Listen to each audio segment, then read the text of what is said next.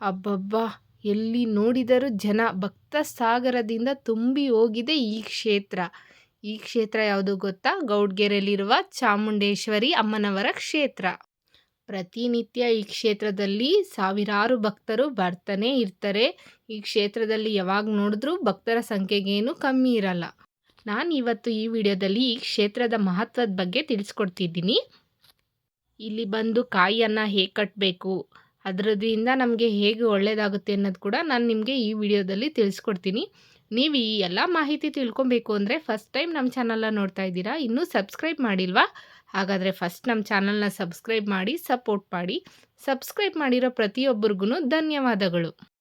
ವಿಶ್ವದಲ್ಲೇ ಅತ್ಯಂತ ಎತ್ತರದ 60 ಅಡಿ ಹಾಗೂ 35,000 ತೂಕದ ಪಂಚಲೋಹದ ಚಾಮುಂಡೇಶ್ವರಿ ಅಮ್ಮನವರ ವಿಗ್ರಹವನ್ನು ನೋಡಲು ನಾವು 2 ಕಣ್ಣು ಕೂಡ ಸಾಲದು.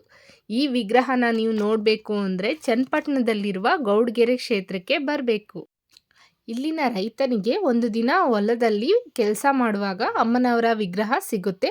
ನಂತರ ಅವರು ಈ ಕ್ಷೇತ್ರದಲ್ಲಿ ಅಂದರೆ ಅಮ್ಮನವರು ಸಿಕ್ಕ ಸ್ಥಳದಲ್ಲಿಯೇ 60 ಅಡಿ ಚಾಮುಂಡೇಶ್ವರಿ ಅಮ್ಮನವರ ವಿಗ್ರಹವನ್ನು ಪ್ರತಿಷ್ಠಾಪಿಸ್ತಾರೆ ಹಾಗೂ ಹೊಲದಲ್ಲಿ ಸಿಕ್ಕ ಮೂಲ ವಿಗ್ರಹಕ್ಕೆ ದೇವಾಲಯವನ್ನು ನಿರ್ಮಿಸಿದ್ದಾರೆ. ಈ ದೇವಸ್ಥಾನದ ಆವರಣದಲ್ಲಿ ಬಸಪ್ಪನವರ ವಿಗ್ರಹವಿದ್ದು ಇಲ್ಲಿ ಪ್ರತಿ ಭಾನುವಾರ ಮತ್ತು ಅಮಾವಾಸ್ಯೆ ದಿನ ಬಸವಣ್ಣನವರ ಮೇಲಿನಿಂದ ನೀರನ್ನು ಹಾಕುತ್ತಾರೆ. ಬಸವಣ್ಣನ ಕೆಳಗೆ ನಾವು ಕುತ್ಕೊಂಡು ಮೇಲಿಂದ ನೀರನ್ನು ಹಾಕಿಸ್ಕೊಳ್ಳೋದ್ರಿಂದ ನಮ್ಗೆ ಎಂತಹ ಆರೋಗ್ಯ ಸಮಸ್ಯೆಗಳಿದ್ರೂ ಅದು ಬಗೆಹರುತ್ತೆ. ಎಂಥದೇ ಚರ್ಮ ರೋಗ ಇದ್ದರೂ ಅದೆಲ್ಲ ನಿವಾರಣೆ ಆಗುತ್ತೆ. ಈ ಕ್ಷೇತ್ರದ ಮತ್ತೊಂದು ವಿಶೇಷವೇನೆಂದರೆ ಅದು ದಾಸೋಹ. ಈ ಕ್ಷೇತ್ರದಲ್ಲಿ ಅಮ್ಮನನ್ನು ನಾವು ಒಲಿಸ್ಕೋಬೇಕು ಅಂದರೆ ನಾವು ದಾಸೋಹಕ್ಕೆ ನಮ್ಮ ಕೈಲಾದ ಸೇವೆಯನ್ನು ಮಾಡಬೇಕು. ಈ ಕ್ಷೇತ್ರಕ್ಕೆ ಅಮ್ಮನನ್ನು ನೋಡಲು ಬರುವ ಪ್ರತಿಯೊಬ್ಬ ಭಕ್ತನಿಗೂ ಅಮ್ಮನವರ ಪ್ರಸಾದ ದೊರೆಯುತ್ತದೆ. ಈ ಕ್ಷೇತ್ರದಲ್ಲಿ ತೆಂಗಿನಕಾಯಿ ಶಕ್ತಿ ಎಂಥದ್ದು ಅಂತ ಗೊತ್ತಾ ನಿಮಗೆ?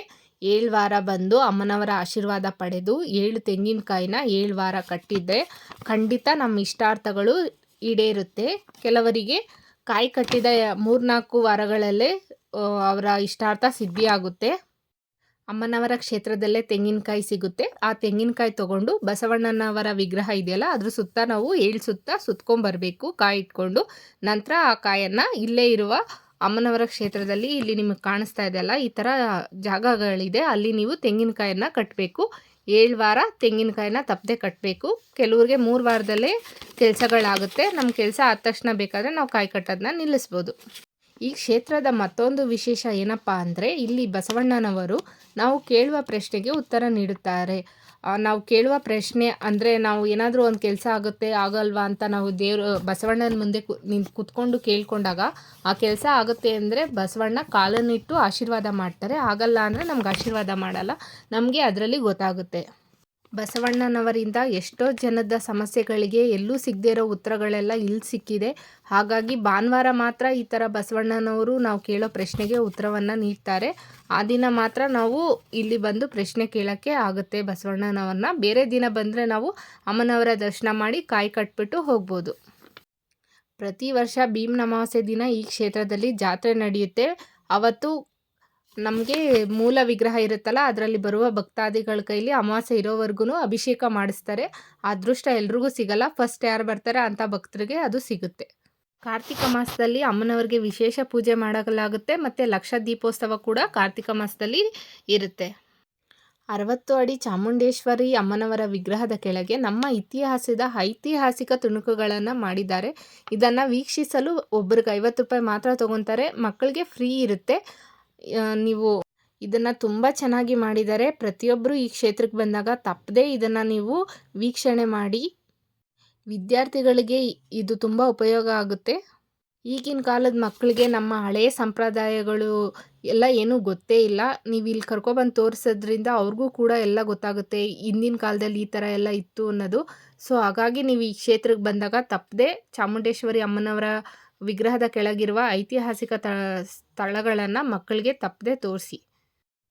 ಈ ಕ್ಷೇತ್ರಕ್ಕೆ ಮೈಸೂರು ಕಡೆಯಿಂದ ಕೂಡ ಬರ್ಬೋದು, ಬೆಂಗಳೂರು ಕಡೆಯಿಂದ ಕೂಡ ಬರ್ಬೋದು. ನಾನು ಬೆಂಗಳೂರು ಕಡೆಯಿಂದ ಬರೋರಿಗೂ ಮಾರ್ಗ ತಿಳಿಸ್ಕೊಡ್ತೀನಿ, ಮೈಸೂರು ಕಡೆಯಿಂದ ಬರೋರಿಗೂ ಮಾರ್ಗ ತಿಳಿಸ್ಕೊಡ್ತೀನಿ. ಬೆಂಗಳೂರಿನ ಮುಖಾಂತರ ಬರೋರು ಚನ್ನಪಟ್ಟಣಕ್ಕೆ ಬಂದರೆ ಅಲ್ಲಿಂದ ನಿಮಗೆ ಬಸ್ಸು, ಆಟೋ ಎಲ್ಲ ಸಿಗುತ್ತೆ. ನೀವು ಗೌಡ್ಗೆರೆ ಕ್ಷೇತ್ರ ಅಂತ ಕೇಳಿದ್ರೆ ಅಲ್ಲಿಗೆ ತುಂಬ ಬಸ್ಸಸ್ ಇದೆ ಮತ್ತು ಆಟೋ ಕೂಡ ತುಂಬ ಇದೆ. ನಿಮಗೆ ಆಟೋದಲ್ಲಿ ಮುಖಾಂತರ ನೀವು ಅಮ್ಮನವರ ಕ್ಷೇತ್ರಕ್ಕೆ ಬರ್ಬೋದು. ಮೈಸೂರಿಂದ ಬರೋರು ಮದ್ದೂರಿಗೆ ಬಂದು ಅಲ್ಲಿಂದ ಕೆಸ್ತೂರು ಮುಖಾಂತರ ಗೌಡ್ಗೆರೆಯನ್ನು ತಲುಪಬೇಕು. ನೀವು ಕೆಸ್ತೂರಿಗೆ ಬಂದರೆ ನೀವು ಅಲ್ಲಿಂದ ಮಸ್ತಾಗಿ ಆಟೋಗಳಿರುತ್ತೆ. ಮದ್ದೂರಿಗೆ ಬಂದರೂ ಮದ್ದೂರಿಂದನೂ ಗೌಡ್ಗೆರೆ ಕ್ಷೇತ್ರಕ್ಕೆ ತುಂಬ ಆಟೋಗಳು ಇದೆ, ಬಸ್ಸು ಕೂಡ ಇದೆ. ನೀವು ಬಸ್ ಮುಖಾಂತರ ಕೂಡ ಬರ್ಬೋದು ಈ ಕ್ಷೇತ್ರಕ್ಕೆ. ಈ ಕ್ಷೇತ್ರದಲ್ಲಿ ಭಾನುವಾರ ಮತ್ತು ಅಮಾವಾಸ್ಯೆ ದಿನ ತುಂಬಾ ಜನ ಇರ್ತಾರೆ. ನೀವು ನೀರು ಹಾಕಿಸ್ಕೊಬೇಕು ಅಂದರೆ ಭಾನುವಾರ ಮತ್ತು ಅಮಾವಾಸ್ಯೆ ದಿನ ಮಾತ್ರ ಬರಬೇಕು.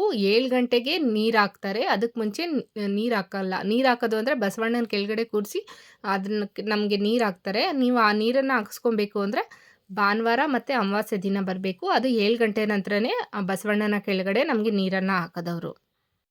ಈ ಕ್ಷೇತ್ರದಲ್ಲಿ ಜನಸಾಗರದಿಂದ ಯಾವಾಗಲೂ ತುಂಬೋಗಿರುತ್ತೆ. ಈ ಕ್ಷೇತ್ರನ ನೋಡೋಕ್ಕೆ 2 ಕಣ್ಣು ಸಾಲದು.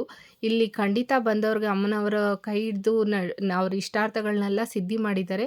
ಆದ್ದರಿಂದ ಯಾವಾಗ ಬಂದರೂ ಭಕ್ತ ಸಾಗರದಿಂದ ತುಂಬೋಗಿರುತ್ತೆ ಈ ಕ್ಷೇತ್ರ. ನಿಮಗೆ ಈ ಮಾಹಿತಿ ಇಷ್ಟ ಆಗಿದರೆ ನಮ್ಮ ಚಾನಲ್ನ ಸಬ್ಸ್ಕ್ರೈಬ್ ಮಾಡಿ, ಸಪೋರ್ಟ್ ಮಾಡಿ. ವಿಡಿಯೋನ ಪೂರ್ತಿ ನೋಡಿದ್ದಕ್ಕೆ ಧನ್ಯವಾದಗಳು. ನಿಮ್ಮ ಸಹಕಾರ ಯಾವಾಗಲೂ ಹೀಗೆ ಇರಲಿ.